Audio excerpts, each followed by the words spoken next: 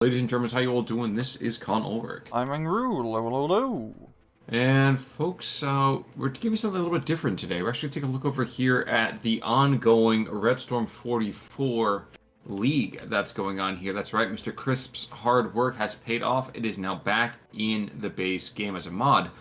Um, in fact, honestly, we're just kind of celebrating over here with the first just one replay this week to kind of whet your guys' appetite, bring you right back into the whole idea of Redstorm 44, what that is. We are on Zabuchton today, but Rang, talk to me about the players and why this particular league is a little bit different for you. What's going on? On the left-hand side in the blue, we have AS playing the 6th Luftwaffe Field Division, and on the right-hand side in the red, we have Nigo BR playing as 3rd VDV. So two airborne divisions, one's more grounded than the other, of course, so arguably the 3rd VDV is also pretty grounded air style division. But yeah, nonetheless, this is a Redstorm tournament being hosted in SD League. It's great to see more Redstorm gameplay, especially after that period of time where Redstorm literally didn't work for a month. But yeah, I'm also playing in this tournament as well, so I have a little bit more of a personal connection to it this time around in our cast. So this is one of those things for us that, again, I'm going to point out, at least on my screen over here, like I said, the 3rd VDV, we have the Gardos Descent Niki over here, which is absolutely freaking fantastic, as you have the airborne material kind of coming on through. A lot of the Guard VDV stuff over here is also ambush specialists. Yeah. Now, this thing right here was a little bit more recent kind of addition to it overall. 25 stealth bonus, and -8 received accuracy. I mean, and geez, and they don't worry about, they don't gain any more suppression. So it's like Commando on steroids. Yeah, 3rd VDV has some of the best Russian infantry for the Redstorm mod. It's really bloody good. They're one of my favorite divisions to play personally in Redstorm. But yeah, seeing how the actual match is developing, it's nothing really too crazy. AS is played in a very defensive manner. Same with Nigo BR, really, just capturing the central town. I feel like we're going to see something happen up north here. Some of these Asante troops are moving through the forest, probably run into some Jaeger Flame Pioneers, which will probably be bad for their health. It's gonna be bad for, I think, for the Flame Pioneers as well. Those Descent Nikis, they are still rocking PP Shaws as well as 2 DPs. So they're giving up something in terms of raw firepower, emphasis on fire, but don't count them out just yet. They're still pretty scary. Yeah, indeed, with the 3-star veteranry and of course all the fancy trait bonuses. But yeah, pretty slow and steady here for AS. I mean, it's not to be too surprising. 6 Luftwaffe is a slow division. You're really just focusing on using anti-tank guns to back you up and using your mediocre infantry to make mediocre games. Yeah, guys, just remember at this point the 6th Luftwaffe is the Luftwaffe, but there's not a whole lot of Luft going on. It's more just like Waffe. But T-34-76 gets pinged by a long-range shot by that 50 mil PAC-38 to the absolute north. And I'm looking in here now. I guess with raw air power, who has the benefit of that? We are seeing an ME-410 being brought in on basically some DP guards in the town. This could be an early push to try to take this crossroads. There we go. That's a good kill. That's going to open up the front line and allow AS to, yeah, secure that section of the town. But I guess, okay, so, I mean, we're looking at the vehicles back and forth. It's probably fairly safe to say that as vehicles go, I mean, the VDD over here is not going to go and be getting a lot of armored support in the first place until C. Does that mean the 6th Luftwaffe has a better tank tab? Yeah, I'd give it a little bit. Natural one's pretty nice, all the heavy anti-tank guns. So VDV, you do get all the ISUs, which does help out quite a lot once you get into B phase, which is quite nice. But yeah, I mean, Luftwaffe does definitely take advantage. Cheater. I was talking literally just about the actual armor tab itself. So Stugs galore versus basically T-34s and C, and that's it. Well, T-34s are pretty good in just like cheap fire support in forests and towns, which is really what they're good for. They get a little bit better in the aggressive play compared to the Stugs, of course. We're also seeing more bomb and runs. 410 going to be trying to nuke a T-34. Doesn't get the kill though, because I believe it's only 50-kilogram bombs. Yep. Yep. Yeah. But yeah, like a very please. slow and steady opener. I think we're going to see a little bit of action here up north here, as these infantry will eventually run into each other. That's a lot of pioneers. There's also a lot of star power over here on the Russian side. I think he's going to need more star power when you're having to fight against explosive charges, really. Except... Yeah, I always have to kind of wrap my head around the fact that a lot of this infantry, indeed, even a lot of just both sides, I've been thinking about it, have extra material outside of the 4 weapon slots that we see. Like, case in point, we do see that these veteran Descent Niki guard troops have DPs and Faust patrons in there as well. So, Yeah. terrifying squads when all is said and done. Yeah, they're pretty damn good, yeah, that's for sure. But, yeah, I'm just looking to see, we're seeing a pretty big reinforcement coming in from AS, a bunch of Luftwaffe Jägers. I think he has a pretty good chance of actually taking his town. He has a whole lot of infantry in here where he can make a push happen. He certainly has the potential. I don't know that we're going to see it necessarily work off here, and that media engagement in the force is finally going to happen, I think, between the Thessaloniki's, yep, and the Pioneers, and... Wow. I did not think that the MP-20s were going to get that much firepower, but jeez. Yeah, I think it's really also just down to the explosive packs as well, helping out quite a bit. I mean, it doesn't matter how veteran you are, big explosions will make you go kaboom. This certainly seems to be the case. Down to the south, a little more of a détente happening there. So you're seeing that this 4-truck column being brought on in. Interesting placement for it. I kind of feel like I would like to move a little bit further to the north. I feel like moving along that roadside where that little water is, that Flamme River troop that's moving towards the SG-43. Yep. I feel like that might be a better attack axis. What do you say about that? Yeah, I definitely try to secure the town up north and then hook down south to try and secure it rather than just going through the front, whereas we see all the Descent Need keys are set up to DP you to death if you try to get close. Yeah, I'm a little concerned about that myself, especially with Maxim covering the road. Mm-hmm. Not spectacularly covering the road, but covering the road well enough. Let's just put it that way. And machine guns, of course, in this mod are also really bloody deadly, especially when they're Descent Maxims. They certainly are. Pack 38 is going to get a beautiful side shot into this T-34. Track's broken, so yeah, we're going to see a dead T-34 76 to the north. And there's not a whole lot of them in that first phase here. Nope. Of course, the pack doesn't get a lot of that piercing outside the APCR shells. So, that would be the trade-off there. Yeah, AS definitely has a pretty good force here to actually make a decent push up north to maybe try and capture that one flag in the forest. As we can see, of course, with our gold vision, that he has a lot more infantry out. But I think he's just playing it a little bit more defensively, of course, very stylistic for Luftwaffe. And he's bringing an off-map into the central town, so I think he's just gonna... I hope he smoke off maps it, and then tries to push on through. That could be a pretty damn cool push. It would be cool, but I feel like the high explosive is the better call here. It'll preserve your troops a little bit more. Yep, here we go. That's the Sturm und Drang, as they would say. And it looks like the Sturmhabitze over here, the Sturmhabitze 42, will help pick up this 14th flag. It's kind of waffling back and forth just a smidge here, just to the north. There we go. There we go. And yep, these Luftwaffe Jaegers are just waiting for those first shells to fall. Then I imagine we'll be seeing an attack move being ordered to those 5 squads there. Yeah, and that should be enough to hopefully suppress down everybody in that town to allow Luftwaffe Jaegers through. It's a shame that he doesn't have any more dedicated CGT troops here, such as some Pioneers, as that definitely help out a bit more in the town fight, but I guess you just gotta make do with what you got.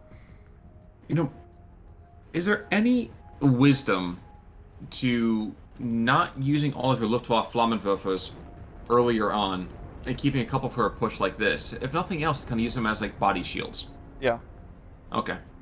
I definitely would have helped out a little bit, just having 1 or 2 less Pioneers up north into the southern push right now. Heck, even just a little bit of armor to give some fire support, because These Luftwaffejägers really do rely on... I mean, they're not terribly equipped, but it's always better to have some high explosive fire support backing you up, whether it's armoured or not, when you try to push it. He still has also a bunch of infantry just north of him, which could also try and push around and counterattack, but I just feel like he's playing just rather defensive.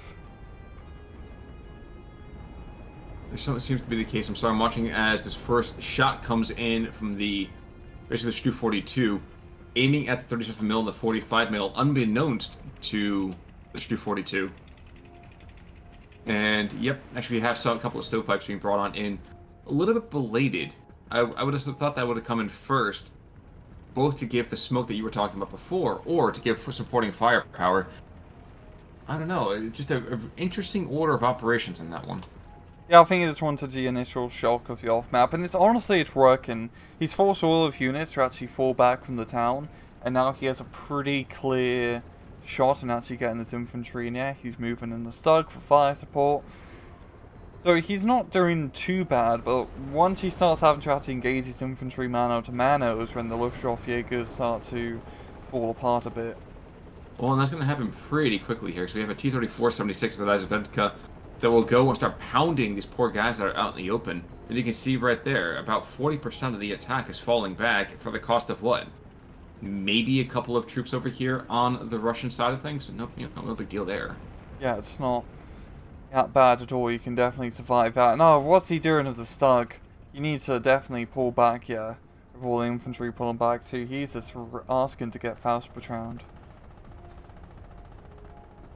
He is, but he is benefiting from the fact that the Faust Patron still needs to get within, what is it? It's 200 meters for that, isn't it? It's like a 100. No, it's like 100 wow. or so, Khan.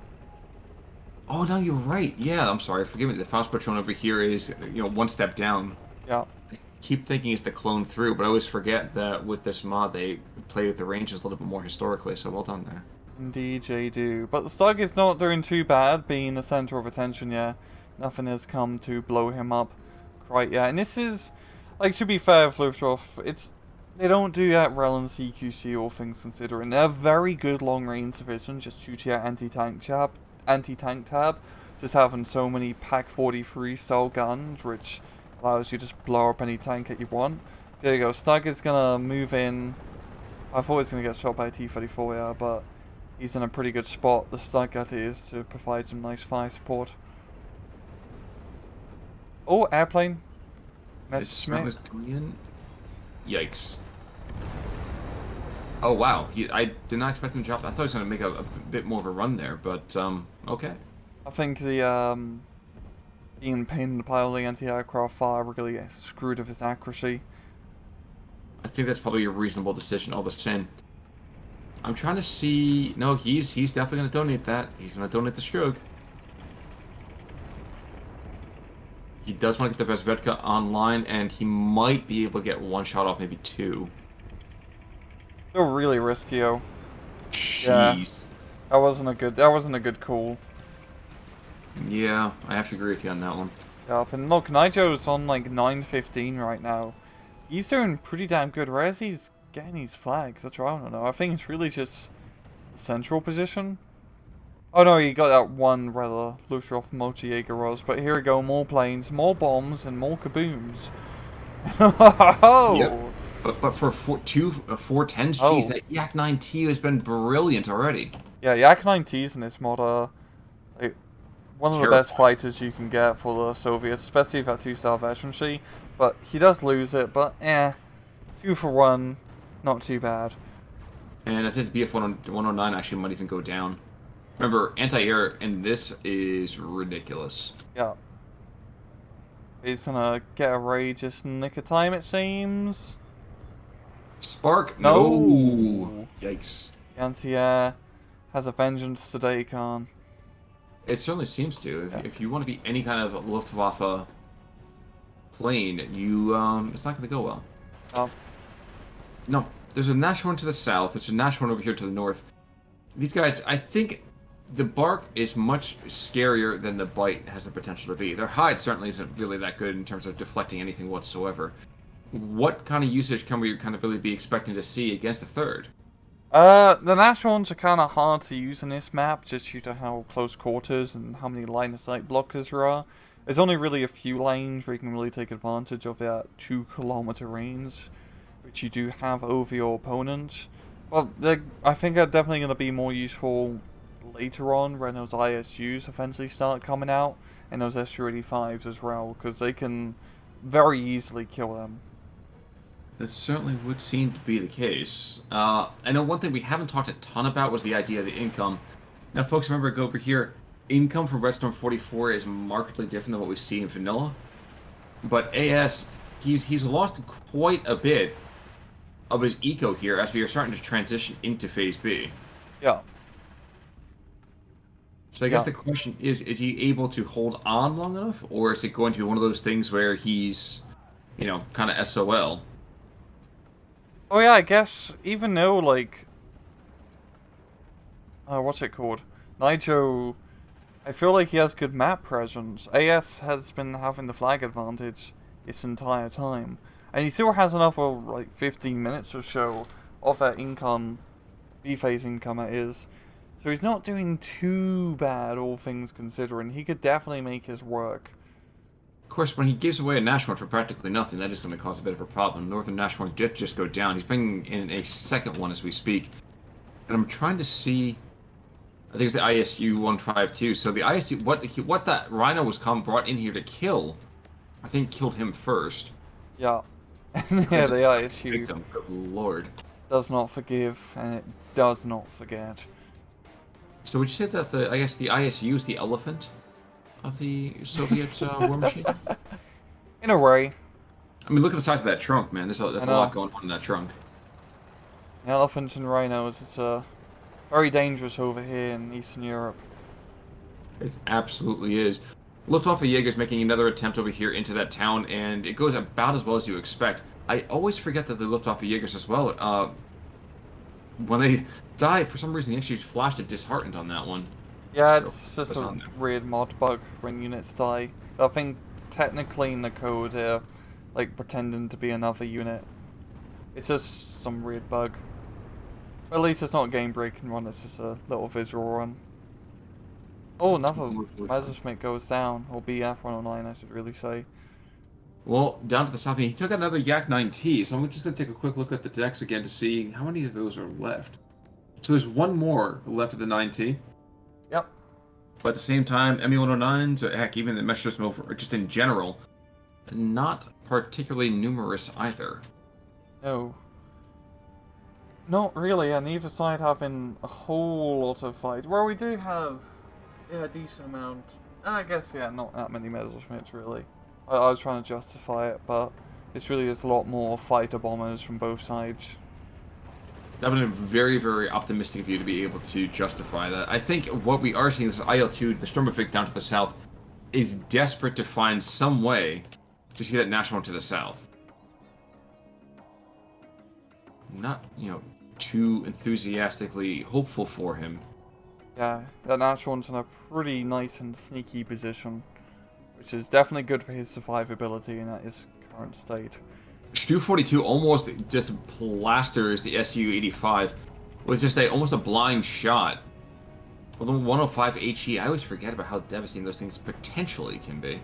Yep, and also considering that a lot of regular artillery guns are no longer on the map, they're mostly relegated to off-map. The Stu-42 is one of the more powerful, high-explosive artillery guns you can still have. That's good, because the Stugs are just not doing well, even as the role of assault gun here. Yeah. Like, this is, like, a tough map here, really, for Luftwaffe, just because of how close quarters it is, and not having those turrets. I mean, it seems like a small thing, and it can be in certain situations, really, it's not that big of a deal. But here, it's really helping out those T-34s get those first shots off.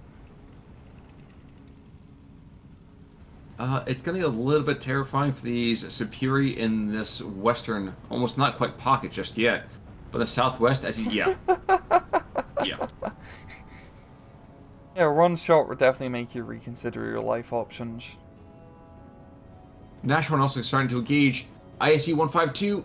falling back, transmission destroyed. So the one national to the north might be able to accomplish his primary programming here. No. Messerschmitt up north trying to go in for the bomb and run, but doesn't even get the shots off.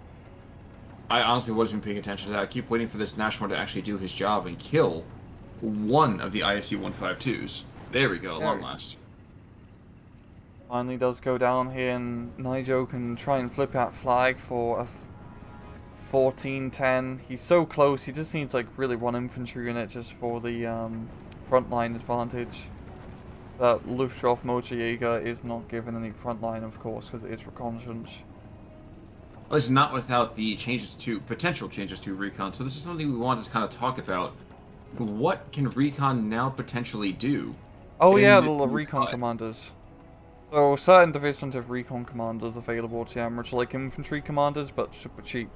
Essentially, if you have a recon unit behind enemy lines, and you have a recon commander nearby, you can actually activate an ability so that recon commander will give your recon units actual frontline projection for 3 minutes. Meaning that the entire gimmick is that you get your recon units behind enemy lines on enemy flags, and then you project frontline for just a few minutes to capture some flags for a short period of time. There's a cooldown, of course, on their ability and whatnot, but it's pretty cool seeing just some more unique gameplay styles in this mod compared to vanilla, because that's something that you just wouldn't even think to see in the base game. It's just very out there. Certainly is a good way to put it. I do want to note that despite not being a CQC division, and I don't know if it's just because of the way that the Soviets are massing their troops, but we are seeing the Luftwaffe being very, very successful. Yeah, he's making the most out of his pioneers with the explosives in the forest, that's for sure. As Nigo keeps us kind of throwing in his units piecemeal, one by one. And in forest fights, really it just comes down to tactical charges and flamethrowers. They are, like, heavy forest fights are really the MVPs, while more of the Desantniki troops are more heavily geared toward lots of SMGs, which do a little bit better in light forests and town fights. Ooh, an off-map goes down after dropping just a single barrage on the German side of, let's call it the south-central side here, right by that T-3476, the Razvedka. This guy's been good at area denial, but I don't think I would be playing this aggressively with him. I'm actually surprised we actually haven't seen any of these guard Arthur-Machikis being shifted on in, or taking a more aggressive stance other than this Su-85 down to the south, taking out the Stoke 3. Yeah, Su-85 is going to have a pretty bad time in a minute here, it seems. Infantry are sneaking up. Oh my gosh, I didn't realize there were bronies in this now. Yeah. Oh, if anyone wants to understand what that means, Brony Broshiki, apparently it was for guys who would defend anti-tank guns. They're like infantry assigned to anti-tank guns for defense purposes.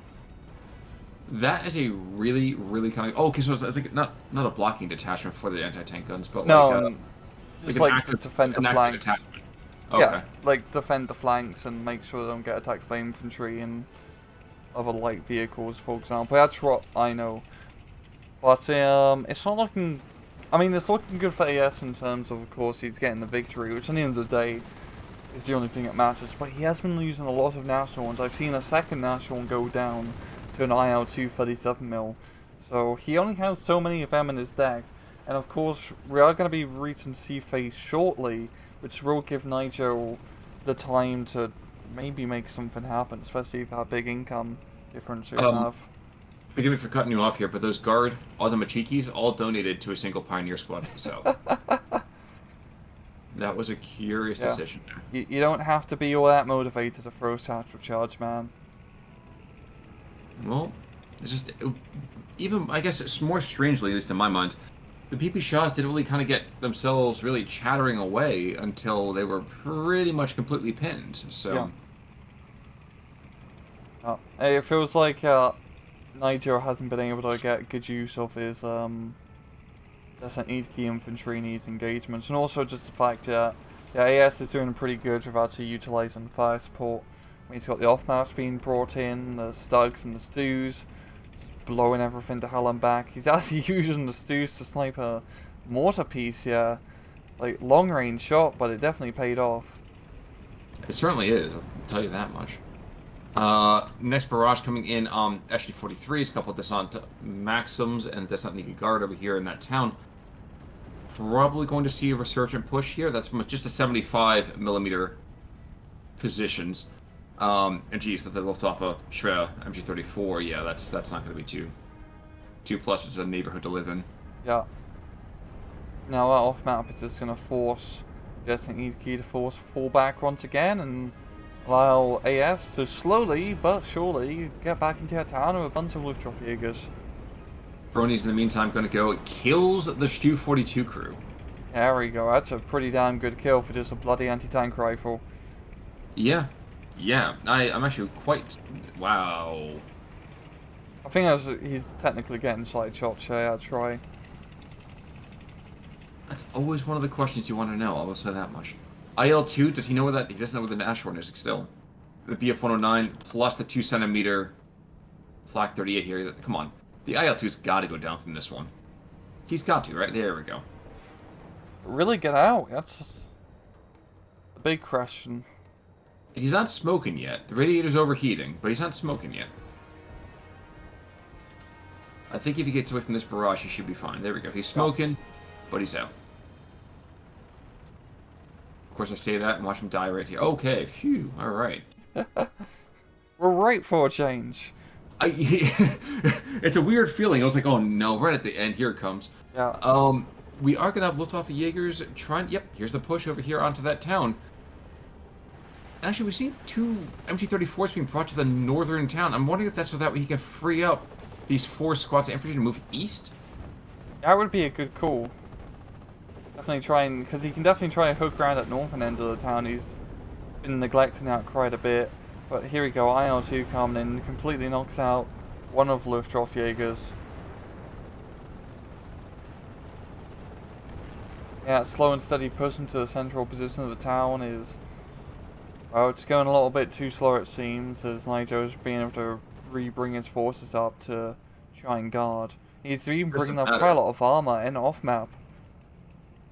But it doesn't matter, it's 15-9 now. So that flag to the northern part of that central town? Yep. That is now very comfortably over here into the Luftwaffe hands.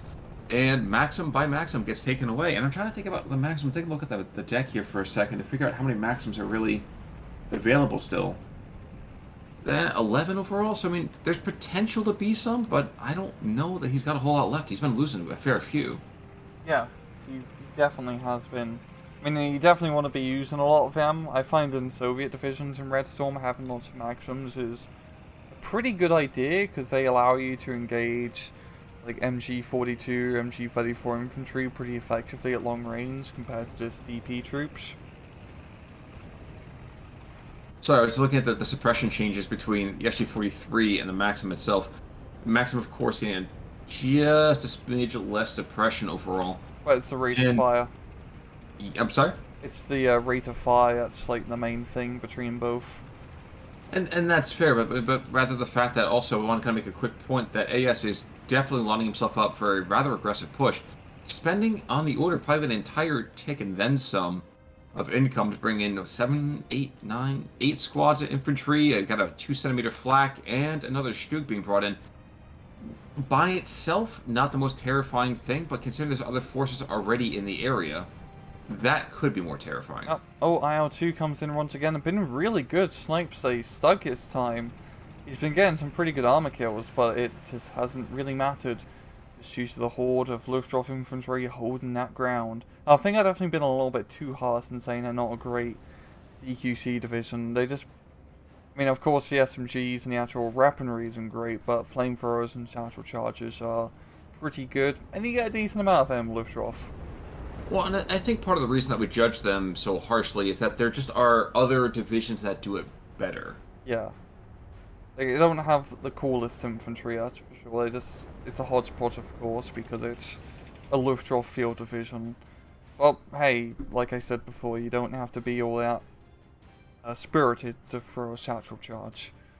No, No, he's got to play softball or I guess horseshoes and hand grenades. I mean, the whole thing right there. We are going to see this mortar fire trying to stave off any kind of resurgent push in the central position.